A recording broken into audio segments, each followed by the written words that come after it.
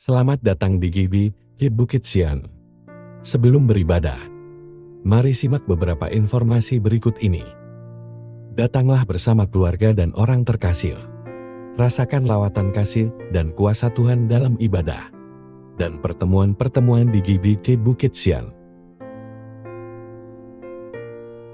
Ibadah Raya Minggu pada setiap hari Minggu.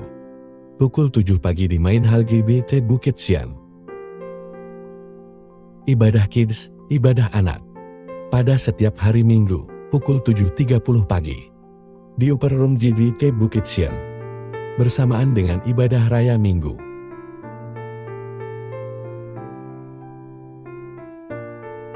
Ibadah Youth, ibadah pemuda. Pada minggu kedua dan keempat setiap bulan. Pukul 10 pagi di Main Hall GBI Bukit Sian. Doa malam, pada setiap hari Rabu, pukul 7 malam di Main Hall GBI Bukit Sian. Dan juga melalui Zoom dengan meeting ID yang tertera. Dana sosial Bukit Sian Family. Dengan Rp50.000 per keluarga setiap bulan. Kita dapat membantu keluarga Bukit Sian lainnya. Dan juga berpartisipasi dalam kegiatan sosial Bukit Sian Family. Pelayanan pastoral lainnya, seperti pelayanan keluarga, ibadah keluarga, doa khusus, konseling, pendampingan, dan bimbingan rohani. Dapat menghubungi tim Gembalo atau Majelis GBI Bukit Sian. Informasi lainnya akan disampaikan setelah ibadah selesai nanti. Selamat mengikuti ibadah sesaat lagi. Tuhan Yesus memberkati kita semua.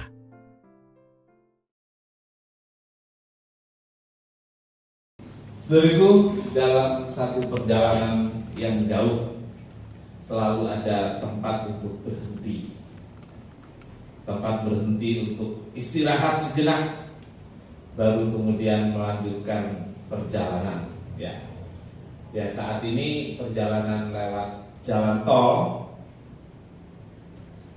disediakan tempat-tempat untuk berhenti, untuk beristirahat. Yang kita kenal seperti tadi saya katakan rest area, tempat istirahat atau area beristirahat. Sementara, jadi disebut rest area. Nah, di rest area kita bisa berhenti beristirahat, melepaskan lelah penat dalam perjalanan yang sudah kita tempuh.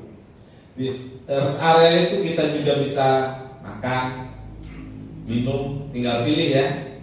Kita ke toilet, bongkar muat, ya. Lalu sudah ringan, kita isi bahan bakar, lalu kita melanjutkan perjalanan dalam kondisi yang segar. Betul ya, yang suka perjalanan jauh seperti itu ya, diperlukan sekali tempat istirahat. Jadi rest area itu perlu di perjalanan secara fisik. Nah, dalam hidup kita juga memerlukan satu tempat istirahat. Hidup ini satu perjalanan yang panjang, bukan hanya panjang tapi jauh, bukan hanya jauh tapi jauh.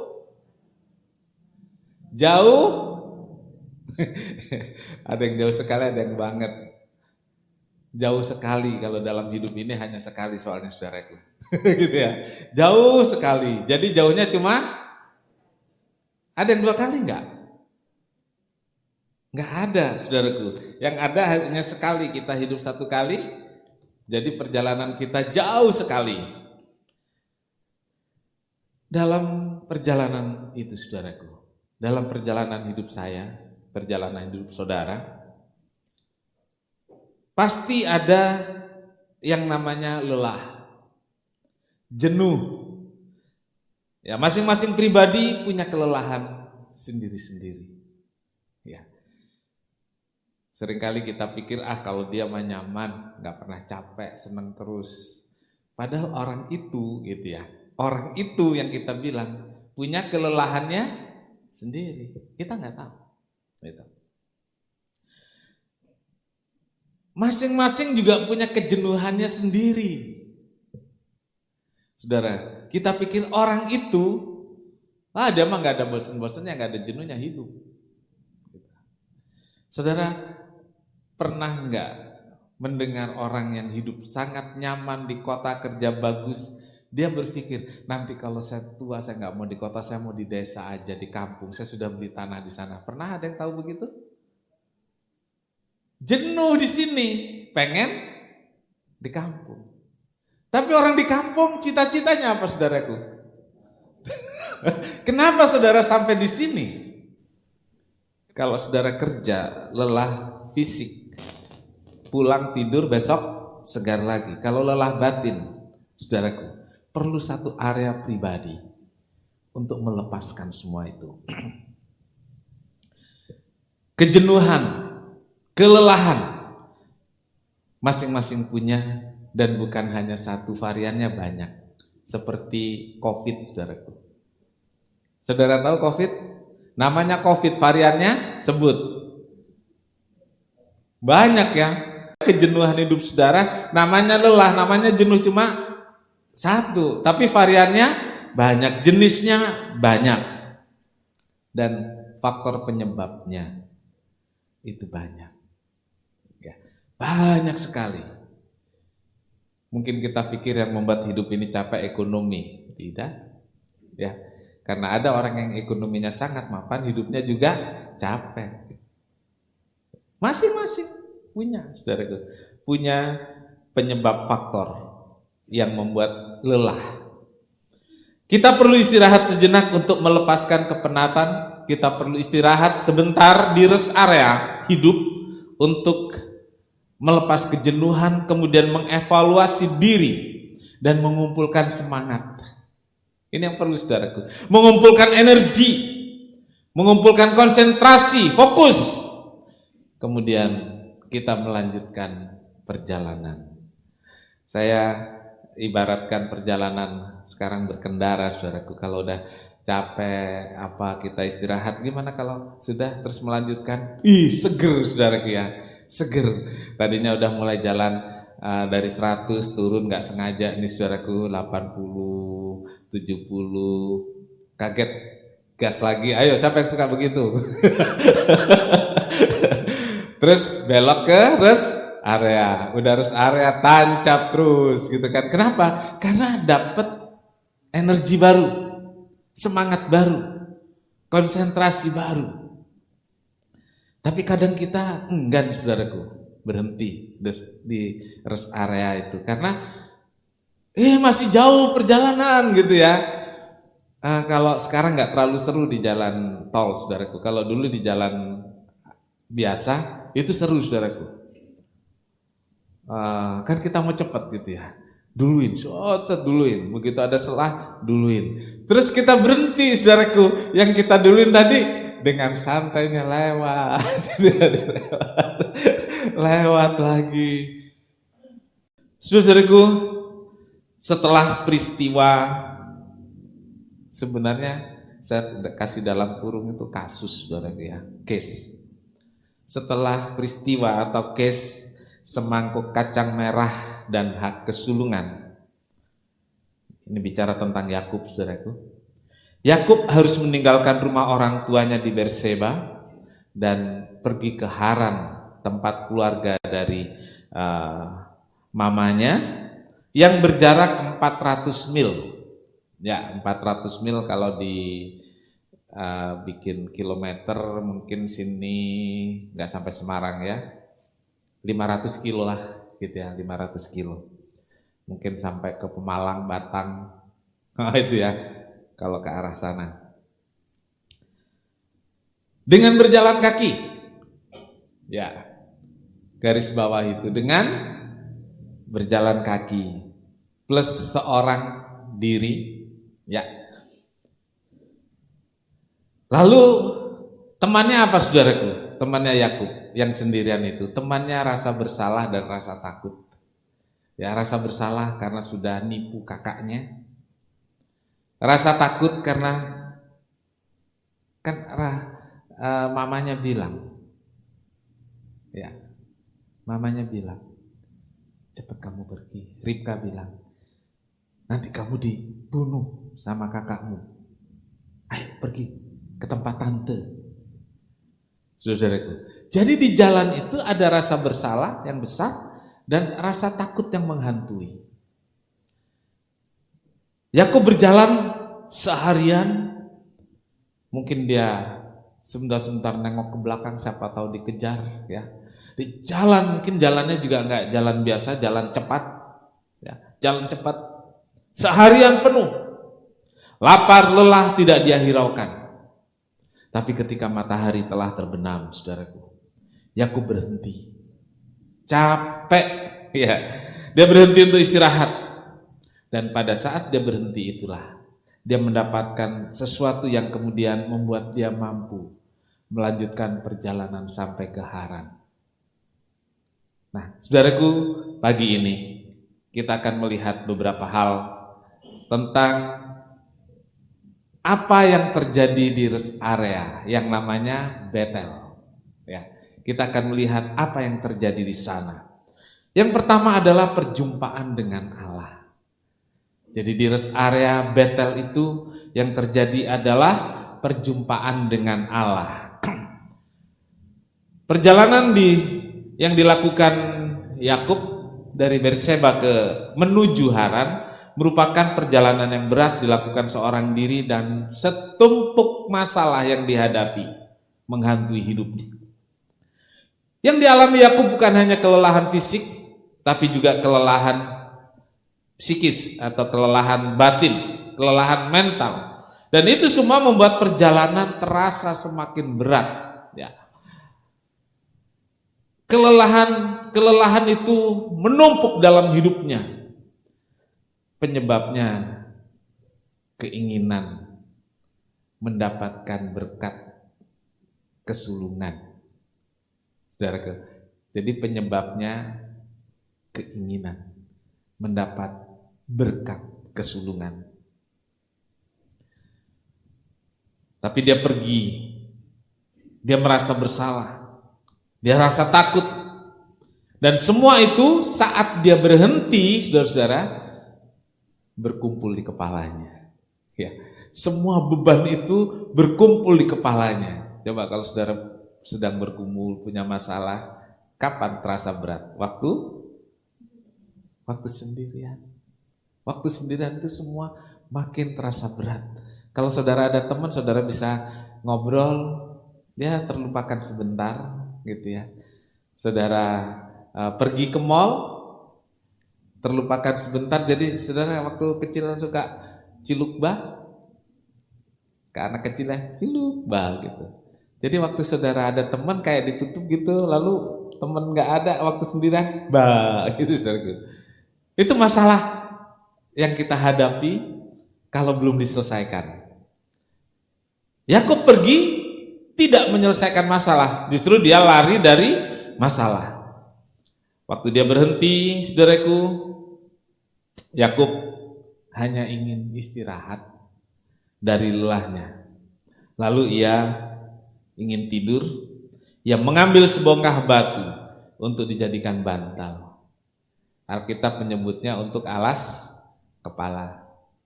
Tapi itu dijadikan bantal. Alas kepala apa sih, saudaraku? Bantal. Saudara pernah beralaskan batu?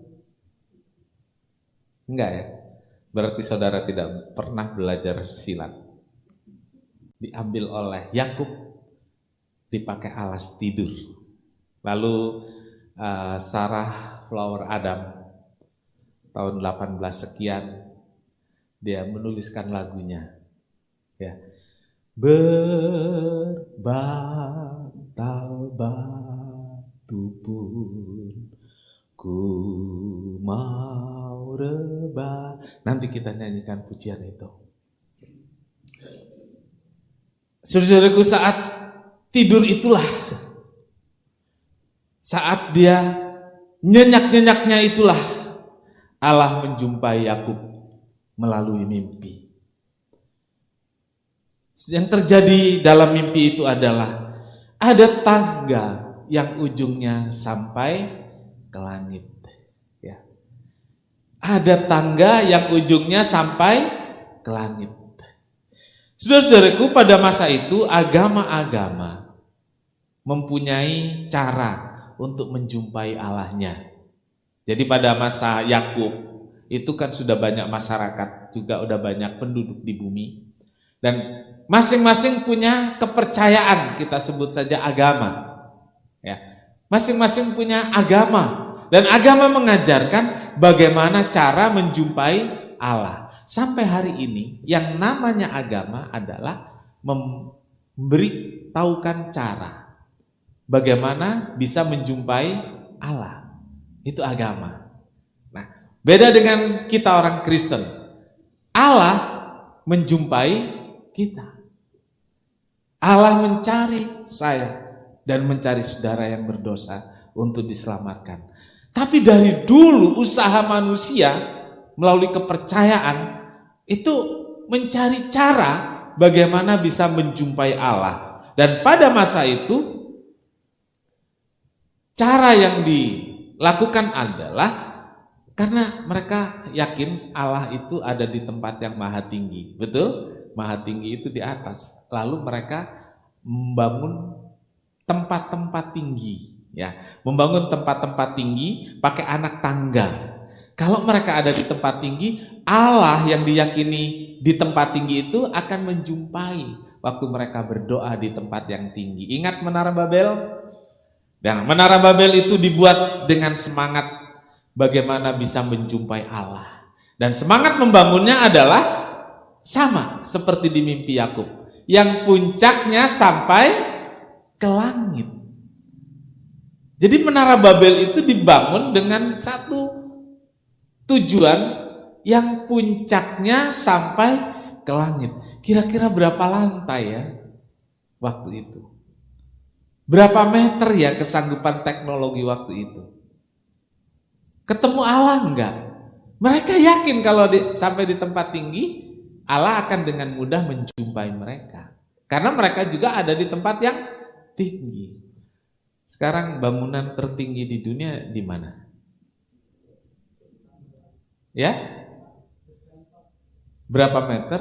700 meter ya? 700 meter. Mungkin enggak Menara Babel setinggi itu? Jelas tidak.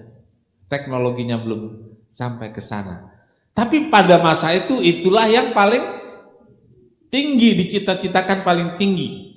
Karena mereka ingin menjumpai Allah, dan Allah menghancurkan bangunan itu dengan mengacaukan bahasa.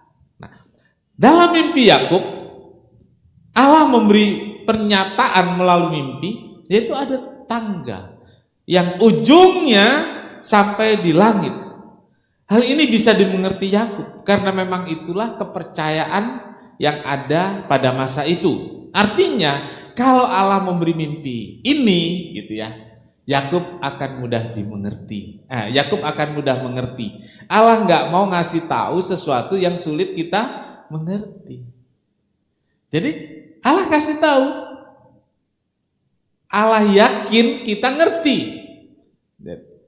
Yakub dikasih tahu tentang tangga yang sampai ke langit. Oh, Yakub ngerti.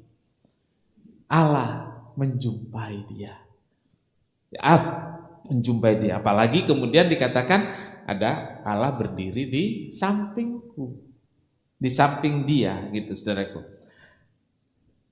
Artinya Yakub akan mudah memahami melalui mimpi itu bahwa Allah hadir dan menyertai perjalanan ke Haran.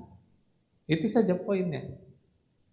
Jadi Allah hadir dan menyertai perjalanan ke Haran, bahkan perjalanan seumur hidupnya. Kenapa? Karena Yakub sangat khawatir dalam perjalanan itu. Yakub sangat takut di perjalanan itu, dan Allah memastikan, "Hai Yakub, engkau enggak sendirian. Ya, aku menyertai engkau." Yang kedua, saudaraku, di poin ini ada malaikat naik turun, saudaraku. Tangga dibuat untuk menghubungkan dari tempat yang lebih rendah ke tempat yang lebih tinggi atau sebaliknya. Melalui mimpi ini, saudaraku, bukan hanya tangganya tapi ada malaikat naik turun.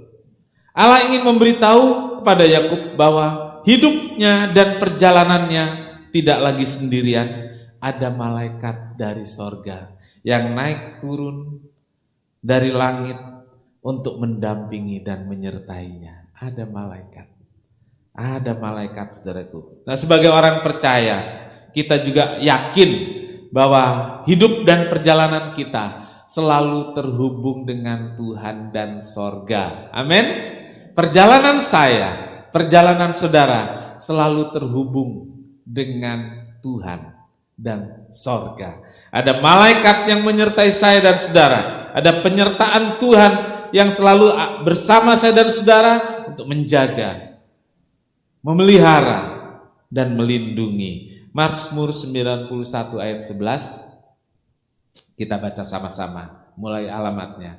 Mulai, Mazmur 91 ayat 11. Sebab malaikat-malaikatnya akan diperintahkannya kepadamu untuk menjaga engkau di segala jalanmu. Amin. Ya, sebab malaikat-malaikatnya akan diperintahkannya kepadamu untuk menjaga engkau di segala jalanmu. Saudara-saudaraku, ini janji Tuhan untuk saya, untuk saudara yang sedang dalam perjalanan hidup yang berat dan sulit ini. Yang kedua, mendapatkan janji Tuhan.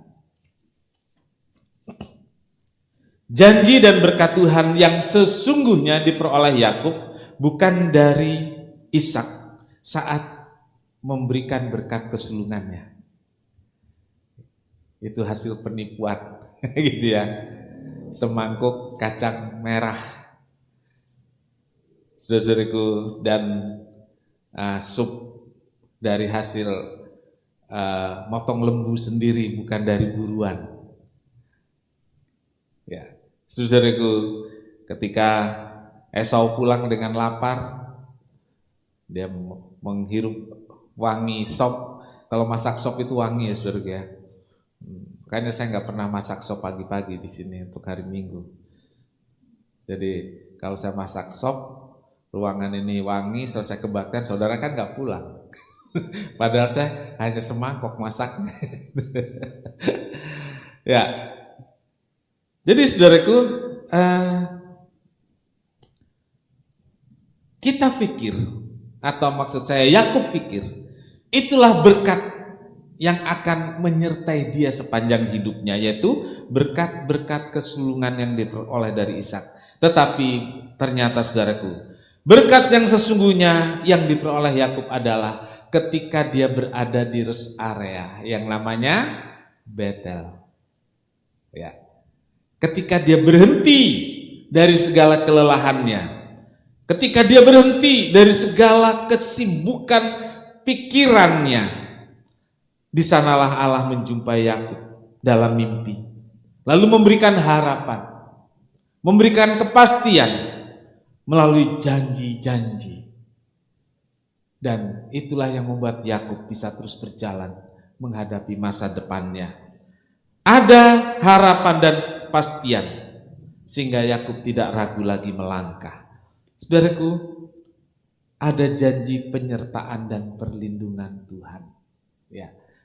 Ada janji penyertaan dan perlindungan Tuhan. Perjalanan Yakub masih jauh, ia harus berjuang sendirian, tapi sekarang dia punya Tuhan yang berjanji mendampingi, ia punya Tuhan yang berjanji melindungi. Tuhan berkata, sesungguhnya aku menyertai engkau dan melindungi engkau kemanapun engkau pergi.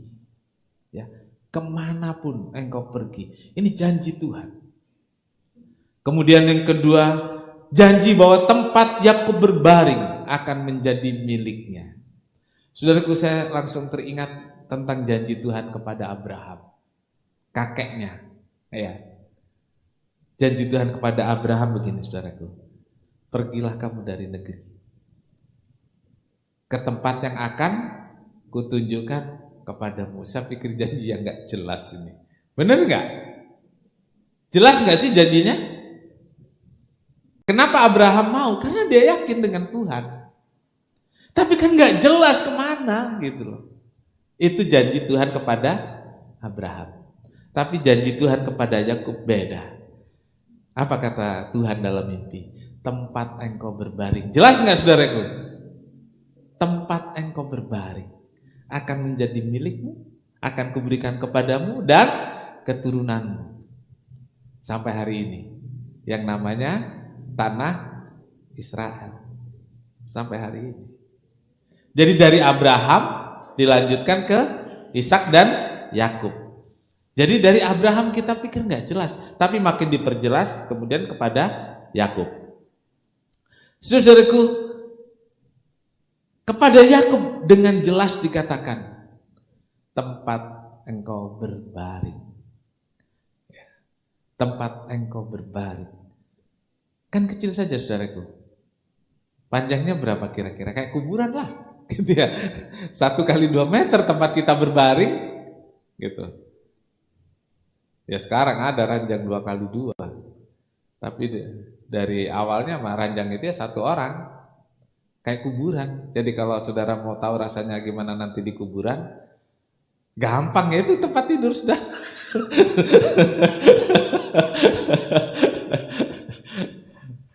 Jadi saudaraku, kepada Yakub dijanjikan hal yang sangat jelas, tempat engkau berbaring akan menjadi milikmu dan keturunan. Kenapa saudara memaksakan diri mengambil rumah dengan cara kredit? Karena nggak punya uang, betul.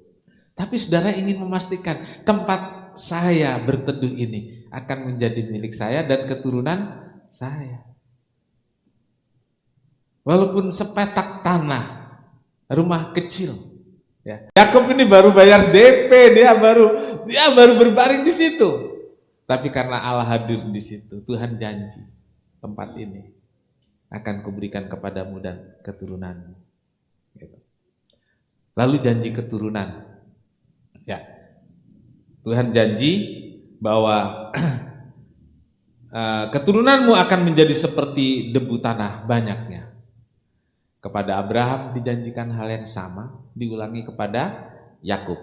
Janji kepada Abraham tentang keturunan diulangi. Dari keturunan Yakublah bangsa Israel ada sampai hari ini. Bahkan menyebar ke seluruh dunia dan dikatakan bangsa Israel itu keturunan Yakub akan menjadi berkat. Saudara-saudaraku, jadi berkat nggak sih sekarang? Sudah nampak bahwa Yahudi itu jadi berkat di seluruh dunia. Jadi saudaraku, itulah yang didapat oleh Yakub saat dia berada di rest area. Dia dapat mimpi. Dia dijumpai oleh Tuhan. Lalu Tuhan berjanji kepada Yakub dan kemudian ada janji satu lagi saudaraku, janji keturunan. Ya, janji keturunan ini jumlahnya mungkin tidak sebanyak suku bangsa China atau India, tidak sebanyak itu saudaraku, tapi jadi berkat dalam ilmu pengetahuan dan ekonomi. Saudaraku, yang ketiga, Yakub membangun mezbah dan bernazar. Ya, Yakub membangun mezbah dan bernazar. Di Betel, rest area bagi Yakub. Di tempat inilah, di Betel inilah, di tempat rest area inilah, Yakub dapat energi, Yakub dapat semangat baru, dia mendapat kekuatan. Lalu saudaraku, sebelum melanjutkan perjalanan, Yakub mengambil komitmen saudaraku. Dia ambil keputusan, yaitu dia janji kepada Tuhan. Dia berjanji kepada Allah yang menjumpai. Saudara-saudaraku, banyak dari orang-orang percaya dan bahkan juga saya dan saudara, kalau kita mengalami kesulitan, dalam kesulitan itu berjanji. Atau setelah Tuhan menolong, kesulitan itu selesai, kita berjanji kepada Tuhan. Ayo, siapa yang pernah? Nah, saudaraku, Yakub ambil keputusan, dia berjanji kepada Tuhan. Dalam Kejadian 28 ayat 16 sampai 20 saya bacakan demikian. Ketika Yakub bangun dari tidurnya, tidurnya nyenyak banget. Dia pagi-pagi bangun. Kaget, berkatalah ia, sesungguhnya Tuhan ada di tempat ini dan aku tidak mengetahuinya. Ia takut dan berkata, alangkah dahsyatnya tempat ini tidak lain dari rumah Allah. Ini pintu gerbang sorga. Keesokan harinya, pagi-pagi Yakub mengambil batu yang dipakainya sebagai alas kepala dan mendirikan itu menjadi tugu dan menuang minyak ke atasnya. Ia menamai tempat itu Betel. Dahulu nama kota itu Luz.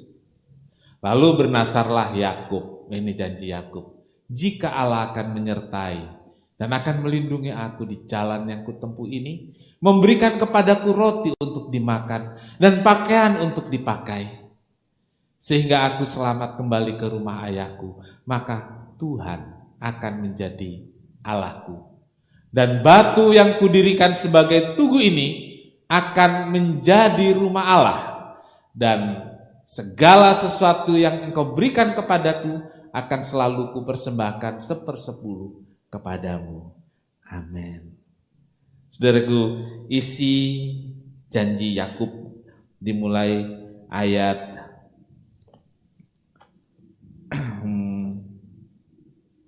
19, ayat 20 ya.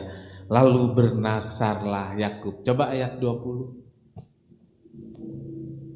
Lalu bernasar itu janji kepada Allah. Ya, saya tidak akan bernasar kepada seseorang. Saya hanya bernasar kepada Allah. Gitu saudaraku, ngerti ya? Kalau janji bisa kepada manusia, kalau nasar itu benar-benar kepada Allah. Ya. Kita baca sama-sama. 20, 21, 23, yuk 2, 3. Lalu bernasarlah Yakub, jika Allah akan menyertai dan melindungi aku di jalan yang kutempuh ini, memberikan kepadaku roti untuk dimakan dan pakaian untuk dipakai, sehingga aku selamat kembali ke rumah ayahku, maka Tuhan akan menjadi Allahku. Dan batu yang kudirikan sebagai tugu ini akan menjadi rumah Allah. Dari segala sesuatu yang kau berikan kepadaku akan selalu kupersembahkan 1/10 kepadamu. Amin. Siapa yang berjanji ini? Siapa yang berjanji ini?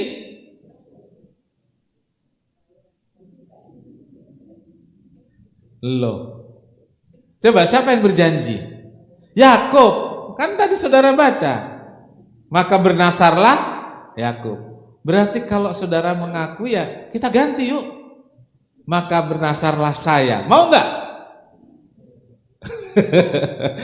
Ini saudara pasti dalam hati, Pak Pendeta bisa aja. Maka bernasarlah saya. Bisa juga ya? Karena yang terjadi pada Yakub itu sebenarnya terjadi pada diri saya dan saudara. Perjalanan Yakub adalah perjalanan saya dan saudara. Kalau kemudian Yakub bernasar kepada Tuhan, kalau dia mengalami apa katanya tadi, roti untuk dimakan dan pakaian untuk dipakai, maka aku, saudara, dipelihara Tuhan, punya pakaian untuk dipakai, punya rumah untuk tinggal. Saudara-saudaraku, kalau Tuhan menyertai aku, maka aku. Saudara-saudaraku, tentu janji ini adalah janji pribadi. Nasar ini nasar yang sangat pribadi. Gitu.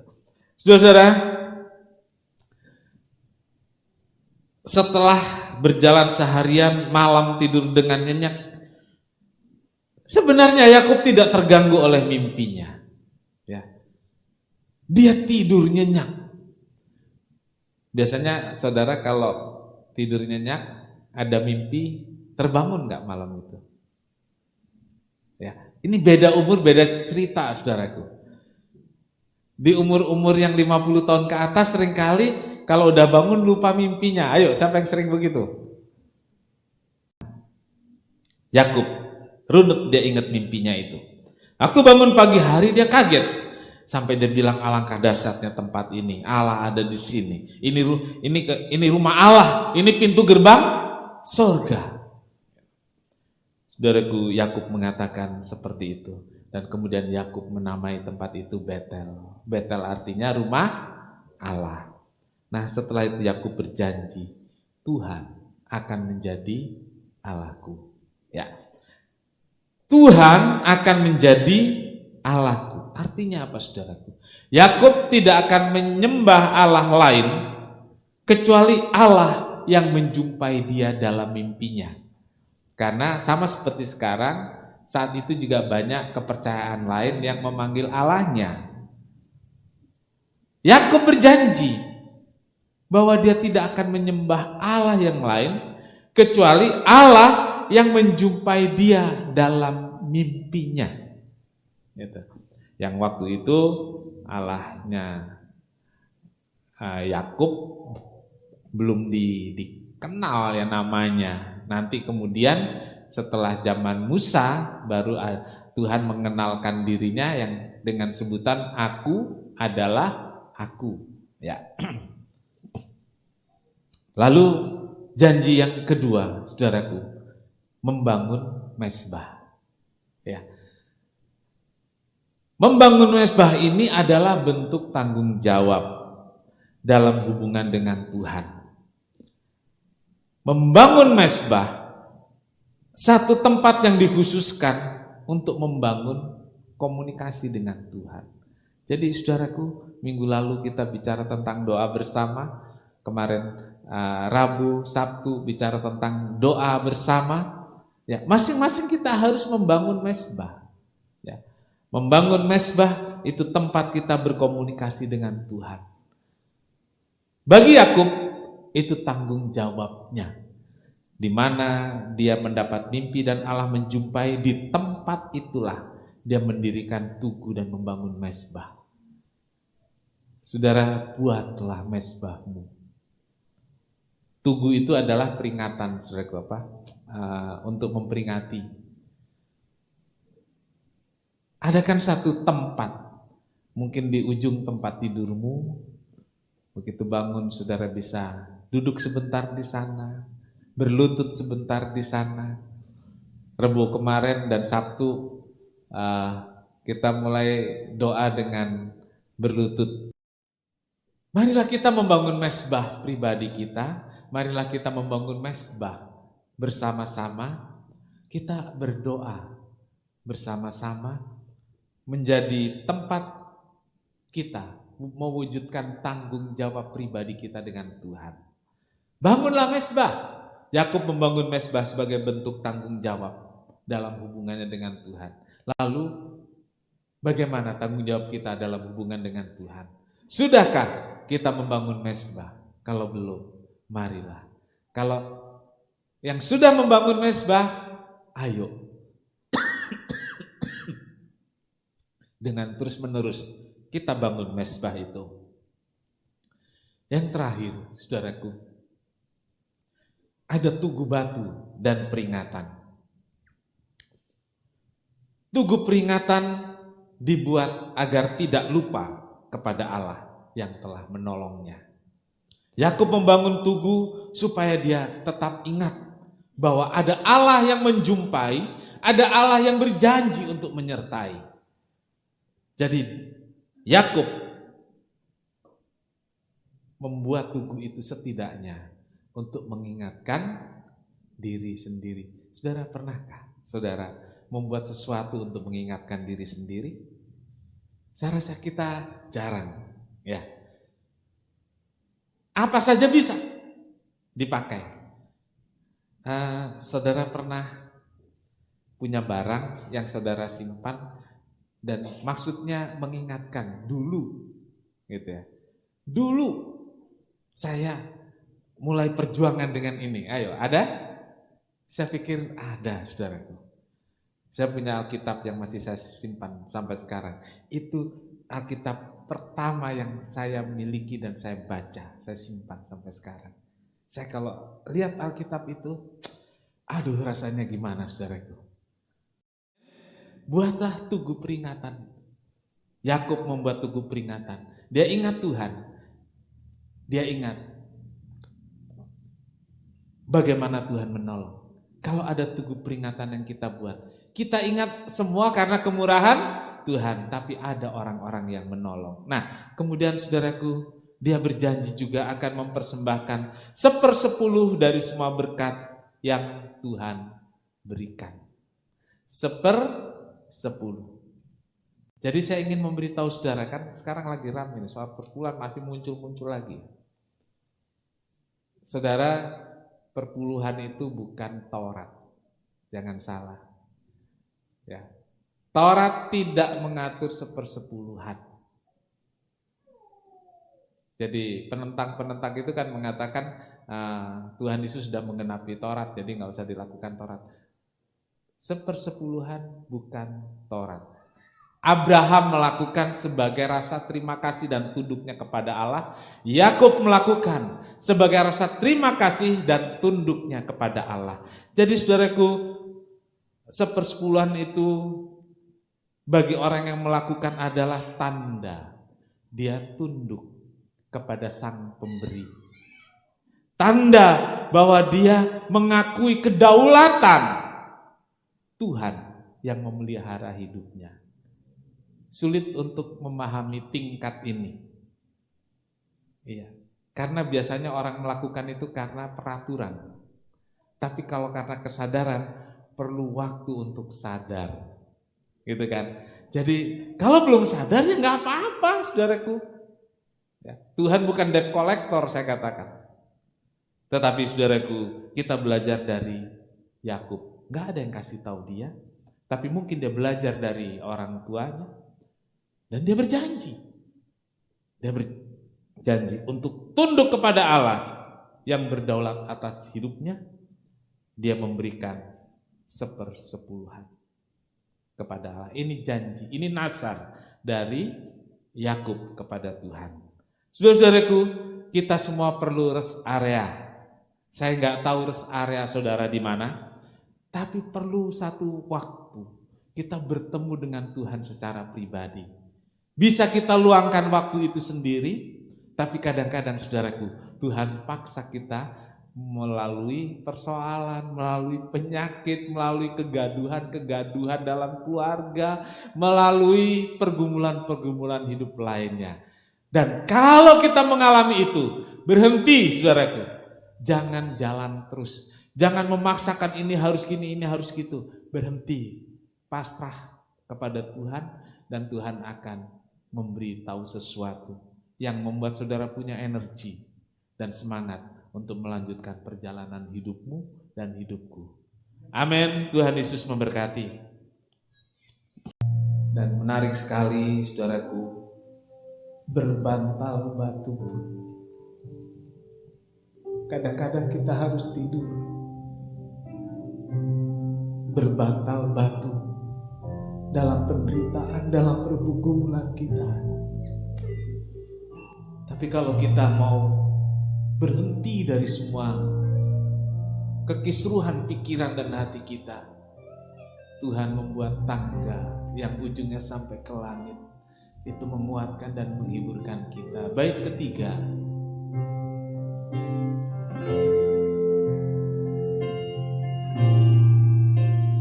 kita sama-sama berdiri bentuk pelayan perjamuan kudus, maju ke depan. Buatlah tanggamu tanpa jelas.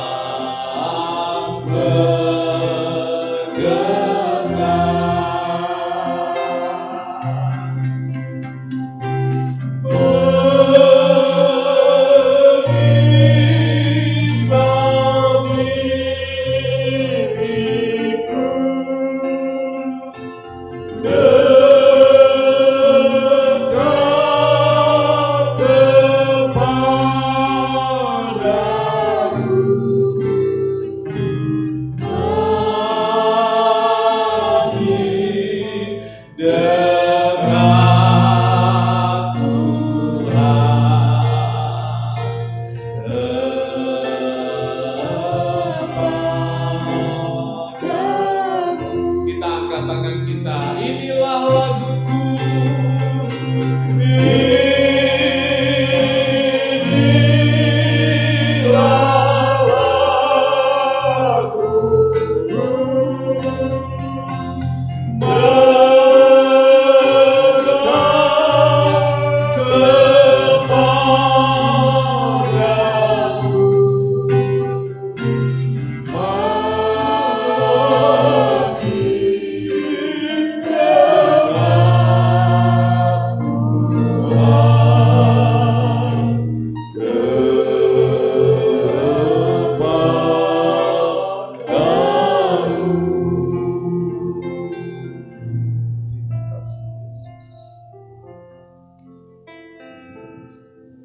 Terima kasih Tuhan. Terima kasih untuk kebaikan Tuhan dalam hidup kami. Dalam perjalanan hidup ini, seringkali hidup kami seperti Yakub, pergi, berjalan, berlari, sampai kelelahan. Tapi saat seperti itulah Tuhan datang, menjumpai kami, memberi pertolongan, memberi jalan keluar, dan memberi harapan dan kepastian. Terima kasih Tuhan. Ampuni salah, dosa, dan kekurangan kami. Jika seringkali kami memaksakan diri untuk terus berjalan, kami gak mau berhenti di rest area, kami gak mau berhenti di Betel, padahal kami sudah terlalu lelah. Tolong kami Tuhan, agar kami mau berhenti di kaki Tuhan, bersimpuh di kaki Tuhan, untuk mendapatkan kekuatan baru, semangat baru, dan melanjutkan perjalanan bersama Tuhan, sampai kami benar-benar bertemu Tuhan. Terima kasih Tuhan, memberkati perjamuan kudus pagi ini. Berkati roti dan anggur, jadi tubuh dan darah Tuhan buat kami. Hamba-hambamu yang melayani urapi berkati, sehingga kami bersama diberkati, baik kami yang melayani maupun kami yang dilayani, disatukan dalam tubuh Kristus, disatukan dalam satu roh, disatukan dalam satu kasih. Terima kasih Tuhan, terima kasih. Kami sambut dengan syukur perjamuan kudus ini dalam satu nama, yaitu di dalam nama Tuhan Yesus Kristus Juru Selamat dan Penebus kami berdoa. Amin. Bapak Ibu dipersilahkan duduk. Kita nyanyikan pujian ini lagi. Ambil roti dan anggur. Sementara menyanyi, jika saudara mau ambil foto dipersilahkan, agar nanti waktu masuk ke perjamuan kudus kita sudah siap dengan sakramen itu. Dekat Tuhan, kepadamu,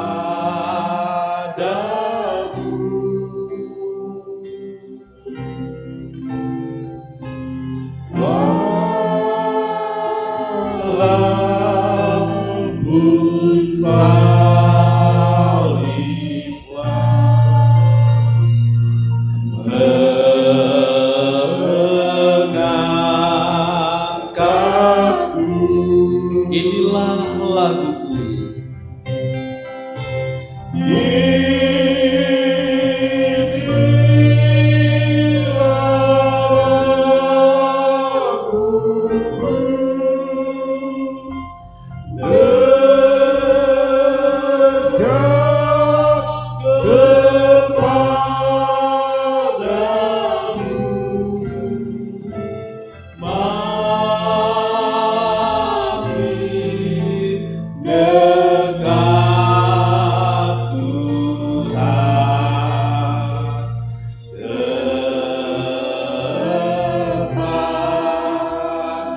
Berbantal batu pun ku mau rebah.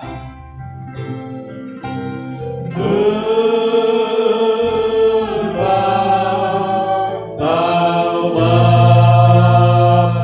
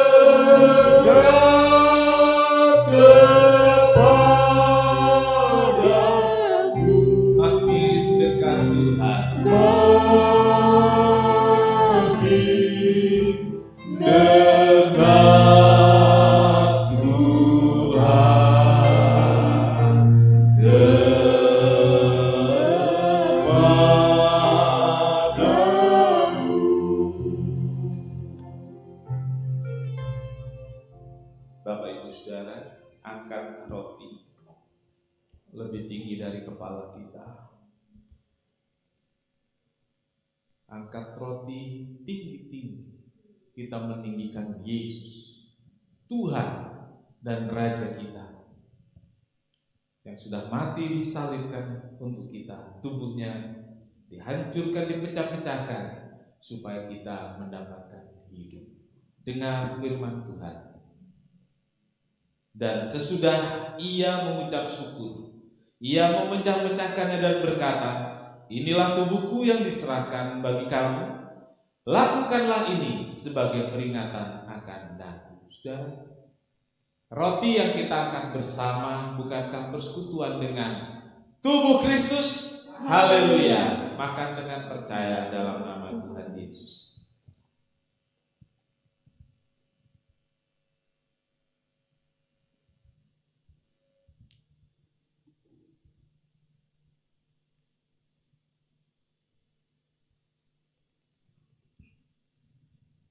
Baik, semua sudah dibuka. Angkat cawan. Ini adalah cawan perjanjian dari Tuhan untuk umatnya. Ada beberapa kali janji Tuhan gagal kita raih, dan Tuhan memperbaharui janji itu sampai Tuhan menggenapinya.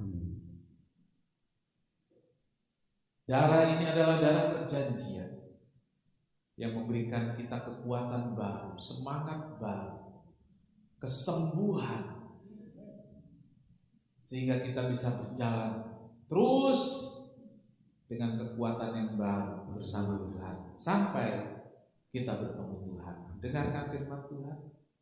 Demikian juga ia mengambil cawan sesudah makan lalu berkata, cawan ini adalah perjanjian baru yang dimeteraikan oleh darahku. Lakukanlah ini setiap kali kamu meminumnya sebagai peringatan akan daku. Saudara, cawan yang kita akan bersama bukankah persekutuan dengan darah Yesus? Haleluya. Minum dengan percaya dalam nama Tuhan Yesus.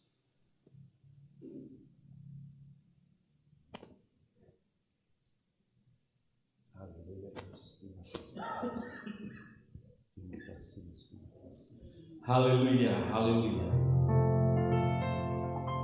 Sangat besar anugerahnya yang telah ku terima.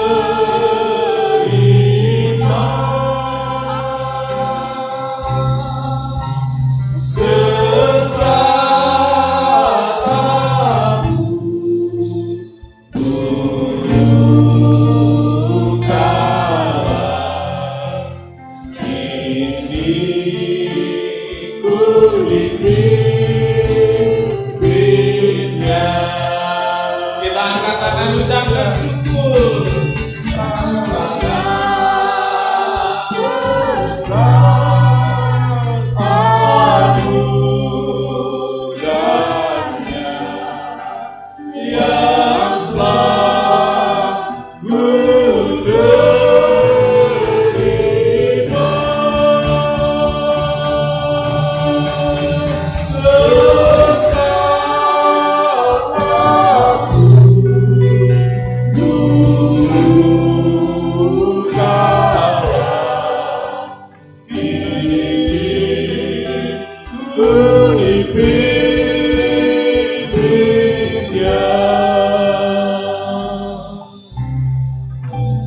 Terima kasih Tuhan Yesus. Buat anugerah Tuhan yang begitu besar. Kami diselamatkan, kami mendapatkan hidup. Bahkan dalam dunia ini Tuhan menyertai dan menolong kami, memberi kami roti untuk dimakan dan pakaian untuk kami pakai, dan kami diberi sukacita dan kebahagiaan damai sejahtera senantiasa. Terima kasih Tuhan, terima kasih. Kami bersyukur untuk perjamuan kudus yang indah ini. Haleluya. Terima kasih Tuhan untuk pertolongan berkat Tuhan dalam ibadah kami. Terima kasih buat kasih sayang Tuhan dalam hidup ini. Kiranya Tuhan selalu menolong kami dalam rumah tangga, dalam pekerjaan, studi, dan juga beberapa anak-anakmu pagi ini datang dengan beban hidupnya, pergumulan hidupnya. Biarlah pagi ini menjadi Betel bagi mereka. Biar pagi ini menjadi rest area tempat anak-anakmu bertemu Tuhan. Dan kami yakin anak-anakmu mendapatkan tangga yang ujungnya sampai ke langit. Anak-anakmu merasakan malaikat turun naik untuk menolong dan membantu dalam kesukarannya. Terima kasih Tuhan, terima kasih. Pimpin kami pulang dengan selamat, sertai dan lindungi kami semua. Tuhan memberkati engkau dan melindungi. Tuhan menyinari engkau dengan wajah-Nya dan memberi engkau kasih karunia. Tuhan menghadapkan wajah-Nya kepadamu dan memberi engkau damai sejahtera. Saudara yang kasih, terimalah berkat dan damai sejahtera dari Allah Bapa, kasih karunia dari Tuhan Yesus serta persekutuan Roh Kudus menyertai kita sekarang sampai Maranatha. Kami berdoa dalam satu nama, yaitu di dalam nama Tuhan Yesus Kristus Juru Selamat dan Penebus kami berdoa. Bapa kami yang di sorga, dikuduskanlah namamu, datanglah kerajaan-Mu, jadilah kehendak-Mu di bumi seperti di sorga. Berikanlah kami pada hari ini makanan kami yang secukupnya, dan ampunilah kami akan kesalahan kami, seperti kami juga mengampuni orang yang bersalah kepada kami. Dan janganlah membawa kami ke dalam pencobaan, tetapi lepaskanlah kami daripada yang jahat. Karena Engkaulah yang punya kerajaan dan kuasa dan kemuliaan sampai selama-lamanya. Amin. Bapa, terima kasih. Bapa, terima kasih. Bapa di dalam surga, ku berterima kasih.